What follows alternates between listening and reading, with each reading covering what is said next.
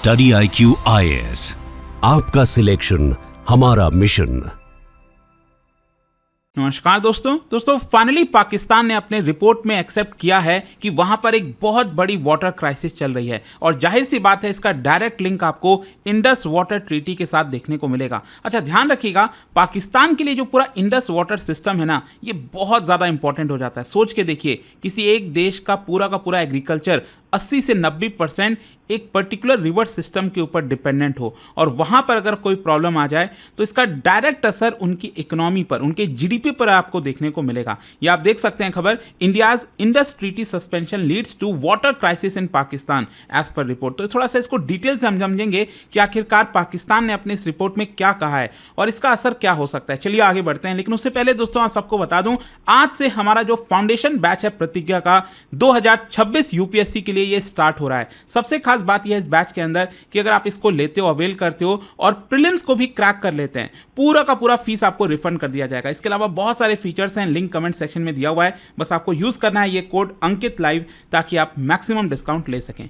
चलिए शुरुआत करते हैं। सबसे पहले मैं आपको बता दूं, पाकिस्तान गवर्नमेंट के द्वारा एक रिपोर्ट रिलीज की गई है, उसमें उनका यह कहना है कि इंडस रिवर सिस्टम के अंदर यहां पर 13.3% का शॉर्टफॉल देखने को मिला है पिछले साल के मुकाबले। और यहां पर बताया जा रहा है कि भारत ने जो 1960 का जो वाटर शेयरिंग ट्रीटी है वो रद्द किया है, इसी की वजह से ये सब कुछ देखने को मिल रहा है। अच्छा, इसका थोड़ा सा बैकग्राउंड मैं आपको जल्दी से बता देता हूं। जैसा आप सब जानते होंगे, 1960 में इंडिया और पाकिस्तान के बीच में वर्ल्ड बैंक के द्वारा मीडिएट किया गया था, पूरा इंडस वाटर ट्रीटी साइन हुआ था। इसमें सिंपल सी चीज़ आप सब जानते होंगे, यहाँ पर इंडस, झेलम, चेनाब, ये 3 नदियाँ ऐसी हैं जो कि पानी जो है इसका पाकिस्तान यूज़ करेगा, लेकिन हाँ, भारत को भी हक दिया गया था ये पानी यूज़ करने का, बट इन लिमिटेड क्वांटिटी। मतलब यहाँ पर हम पानी के फ्लो को नहीं रोक सकते हैं, वहाँ पर अगर छोटे मोटे कोई डैम्स वगैरह बनाना है कर सकते हैं, लेकिन वाटर फ्लो नहीं रुकना चाहिए। खैर, यहाँ पर जो ईस्टर्न रिवर है, दैट इज़ बाकी के जो रवि, ब्यास और सतलज है, ये जो पूरा पानी है ये भारत यूज़ कर सकता है, जैसे चाहे यूज़ कर सकता है। तो यहाँ पर आप सब जानते हैं कि 1965 का वॉर हुआ, 1971 कारगिल, उसके बावजूद भी अगर आप देखोगे तो ये ट्रीटी लगातार चलती रही, ये सस्पेंड हुई ही नहीं। तो प्रॉब्ली ये वन ऑफ द वर्ल्ड में आप कह सकते हैं कि लॉन्गेस्ट ट्रीटी रही है जो अभी तक यहाँ पर चल रही थी। लेकिन जाहिर सी बात है, जिस तरह से पाकिस्तान बाज नहीं आ रहा है, लगातार टेररिज्म के माध्यम से भारत में खून बहाने की कोशिश करता है। रिसेंटली जो पहलगाम टेरर अटैक हुआ, प्रॉब्ली ये ऐसा मौका था जहां पर भारत सरकार हर एक कदम लेना चाहती थी ताकि पाकिस्तान को सबक सिखा सके। और फाइनली जो कैबिनेट कमेटी ऑन सिक्योरिटी, उन्होंने डिसाइड किया कि इंडस वाटर ट्रीटी को सस्पेंड किया जाएगा और इसको देखते हुए हमने पाकिस्तान को लेटर भी लिख दिया। तो भारत ने डिक्लेयर कर दिया that no water will flow to Pakistan until, जब तक पाकिस्तान जो है टेररिज्म पर काबू नहीं पा लेता, जब तक टेररिज्म को रोकता नहीं है। और भारत का जो एक्शन है, प्रॉब्ली ये फर्स्ट फॉर्मल सस्पेंशन था ट्रीटी का सिंस इट्स इंसेप्शन। अच्छा, भारत ये जो पानी का जो ट्रीटी है, ये जो हमने रोका है, इससे भारत क्या यहाँ पर फायदा उठा रहा है? देखो, कई सारे जो hydro power projects already Chenab नदी पर बनाने की कोशिश की जा रही थी, इसको फास्ट ट्रैक किया जा रहा है। चाहे वो पक्कल दुल डैम हो, कीरू हो गया, कवार हो गया, रतले डैम हो गया, तो जिसमें अलग अलग कैपेसिटी आपको देखने को मिलेगा। सो दीज एक्चुअली जो डैम्स बनाए गए हैं, they are design to utilise water without violating Indus water treaty. तो वैसे तो हम स्टार्टिंग में बना इसको इसलिए रहे थे ताकि बिना इंडस वाटर ट्रीटी को प्रोविजंस को वायलेट किए हम पानी का इस्तेमाल कर सकें। लेकिन अब कहीं ना कहीं भारत की कोशिश ये होगी कि इन डैम्स के माध्यम से हम कैसे पानी को डाइवर्ट कर सकते हैं, कैसे पानी को रोक सकते हैं और भारत में ही इसका इस्तेमाल कर सकते हैं। तो इस तरह की कई सारी चीज़ें एक्चुअली भारत के द्वारा की जा रही हैं। तो एक प्रकार से अगर हम पानी के बहाव को, जो रिजर्वायर्स हैं उसके माध्यम से पानी के फ्लो को रेगुलेट कर सकें, एक प्रकार से जो रन ऑफ रिवर प्रोजेक्ट्स को इंप्लीमेंट कर सकें, तो कहीं ना कहीं जो पानी की अवेलेबिलिटी है पाकिस्तान के अंदर वो कम हो जाएगी और इसका डायरेक्ट असर पाकिस्तान के एग्रीकल्चरल, इरिगेशन और फाइनली उनके जीडीपी पर आपको देखने को मिलेगा। अच्छा, पाकिस्तान के ऊपर इंपैक्ट क्या आएगा? और यही अगर आप देखोगे तो पाकिस्तान ने अपने रिपोर्ट में एग्रीकल्चरल शॉक के बारे में बताया है। उन्होंने कहा है कि देखिए, पाकिस्तान के अंदर जो जून का महीना होता है, it marks the start of kharif crop season. Kharif crop आप सब जानते हैं, भारत में भी जो राइस, मेज, कॉटन उगाए जाते हैं।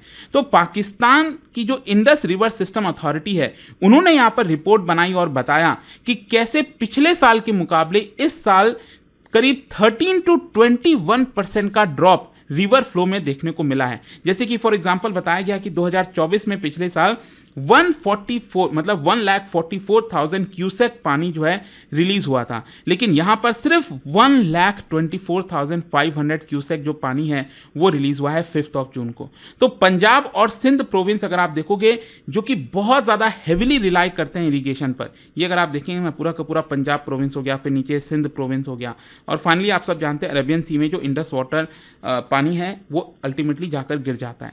तो यहाँ पर पंजाब और सिंध ये दोनों ही प्रोविंस इंडस वाटर सिस्टम पर बहुत ज़्यादा डिपेंडेंट है, चाहे इरिगेशन हो गया, और अगर यहाँ पर शॉर्टेज होती है आपकी वाटर की तो अल्टीमेटली इसका असर क्रॉप यील्ड पर आपको देखने को मिलेगा। मतलब उनकी जो खेती है, जो फसल है, वो वहाँ पर जो होना चाहिए था, जितना प्रोडक्शन होना चाहिए था, वो शायद वहाँ पर नहीं हो पाएगा। इनफैक्ट आपको याद होगा रिसेंटली अभी एक वीडियो भी आया था पाकिस्तान से जो कि काफ़ी वायरल हुआ था। ये सिंध में आप देख रहे हो ना, कराची, वहाँ पर एयरपोर्ट है, और पाकिस्तान की जो एक्ट्रेस है हिना ख्वाजा बयात, उन्होंने एयरपोर्ट पर ही वो वीडियो बनाया और रिलीज किया सोशल मीडिया पर, और बताया कि कैसे टॉयलेट के अंदर भी कराची एयरपोर्ट पर पानी मौजूद नहीं है। तो काफ़ी उन्होंने पाकिस्तान की सरकार को, इस्टेब्लिशमेंट को सुनाई कि आप ये किस तरह की व्यवस्था दे रहे हैं, जो कि काफ़ी ज़्यादा वायरल हो रही थी इसके बाद। आप सोच के देखो, एयरपोर्ट जैसे जगह पर भी आपको पानी नसीब नहीं हो पा रहा है। खैर, इसके अलावा अगर आप देखोगे तो यहाँ पर खबरें ये भी आ रही थी कि जो चेनाब नदी है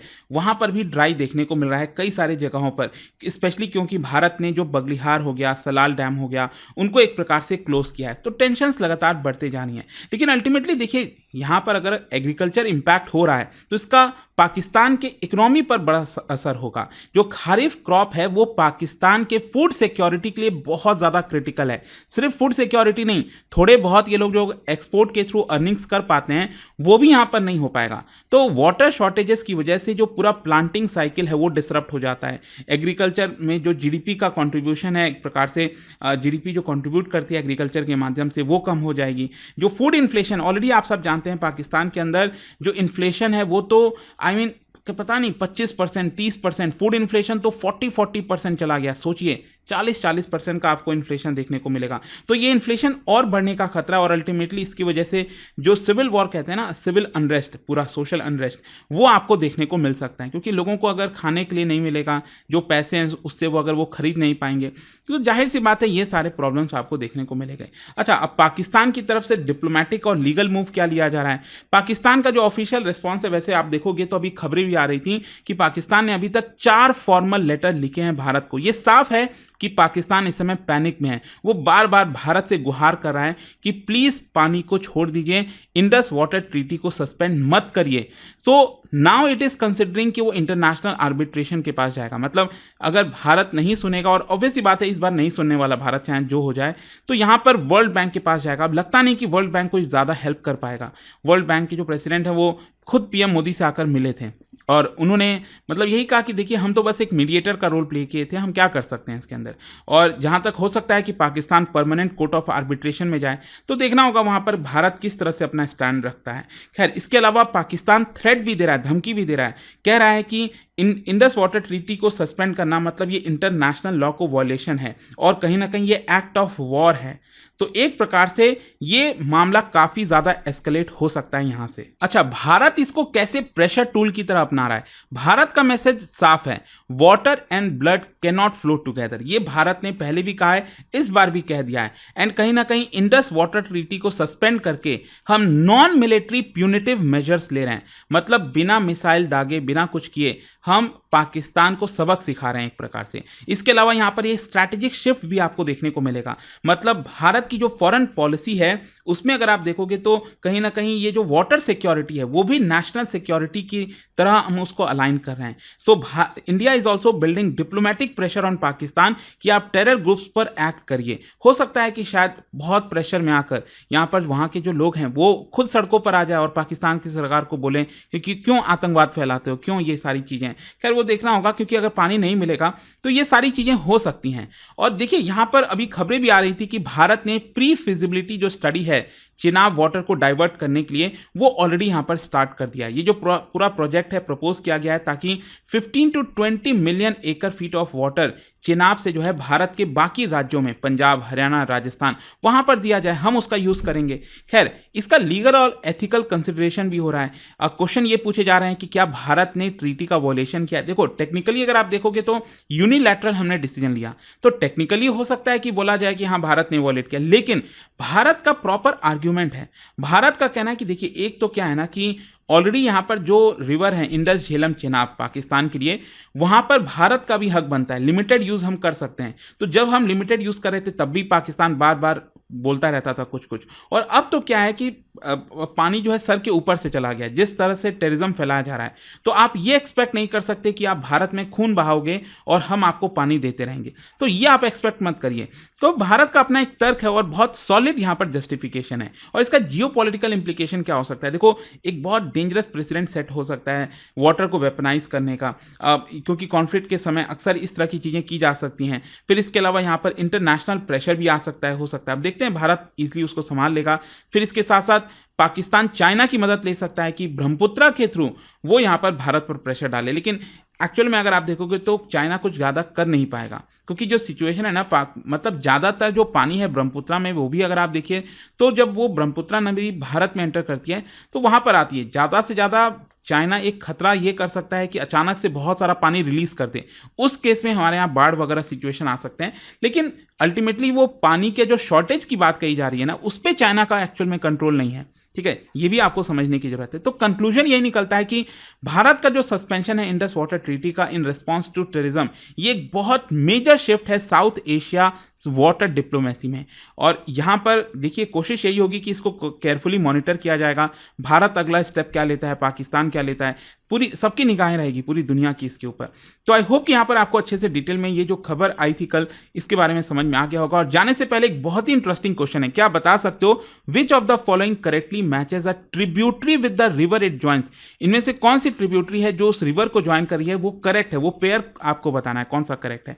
इसका राइट आंसर आप सब जानते हैं, मेरे इंस्टाग्राम पर तो मिलेगा ही, वहां पर अगर आप नहीं हो कोई बात नहीं, टेलीग्राम से ले सकते हैं इसका सही उत्तर। और दोस्तों, जैसा मैंने आपको बताया, 2026 में यूपीएससी का अगर आप एग्जाम देंगे तो ये बैच आपको डेफिनेटली बहुत हेल्प करने वाला है, क्योंकि इसमें प्रीलिम्स, मेंस, इंटरव्यू सब कुछ की कंप्लीट प्रिपरेशन कराई जाती है। इसके अलावा यहाँ पर पर्सनल मेंटर आपको दिया जाता है, बुक्स का पूरा सेट आपके घर भेजा जाता है, और सबसे खास बात स्कॉलरशिप है। हर महीने जब आप टेस्ट देते हैं तो टॉप रैंक को 11,000 रुपीज का कैश रिवॉर्ड मिलता है। बहुत सारी चीजें हैं, लिंक दिया है कमेंट सेक्शन में, एंड यूज करिएगा ये कोड अंकित लाइव ताकि आप मैक्सिमम डिस्काउंट ले सकें। दोस्तों, अगर आप यूपीएससी की तैयारी शुरू करने का सोच रहे हैं या 2026 के लिए सीरियस प्लानिंग में हैं, तो मेरे पास आपके लिए है एक सॉलिड अपॉर्चुनिटी, स्टडी आईक्यू का P2I प्रतिज्ञा बैच। और सबसे बड़ी बात, यह बैच शुरू हो रहा है 10 जून शाम 6 बजे से। अगर आप सीरियस हैं तो यह परफेक्ट टाइम है अपनी जर्नी स्टार्ट करने का। यह कोई ऑर्डिनरी बैच नहीं, बल्कि एक कंप्लीट यूपीएससी प्रिपरेशन इकोसिस्टम है, जिसमें मिलेगा 1000+ hours of live classes by India's best educators, one-on-one personalized mentorship, handwritten notes for smart and structured revision, PRP and MRP, prelims और mains residential program for focused learning, scholarship opportunities भी हैं। Prelims clear करो और पूरा fees वापस ले जाओ। हर महीने के टॉपर्स को 11,000 रुपीज का कैश रिवॉर्ड। आपके पास है 3 powerful plan options, gold, platinum और डायमंड। जो भी आपको गोल्स के हिसाब से बेस्ट लगे वही चुनिए। और सबसे खास बात, आपको पर्सनली गाइड करेंगे अनिल स्वरूप सर, जिन्होंने यूपीएससी सिस्टम को अंदर से समझा है और ट्रांसफॉर्म भी किया है। अब तुरंत स्टडी आईक्यू की वेबसाइट पर जाइए, सर्च कीजिए यूपीएससी P2I फाउंडेशन 2026 प्रतिज्ञा बैच, क्लिक कीजिए बाय नाउ और कोड यूज कीजिए अंकित लाइव, ANKITLIVE। दोस्तों, यह सिर्फ एक बैच नहीं, एक प्रतिज्ञा है IAS बनने की। 10 जून शाम 6 बजे, mark your calendar, let's begin the journey together. Study IQ IAS, आपका सिलेक्शन हमारा मिशन।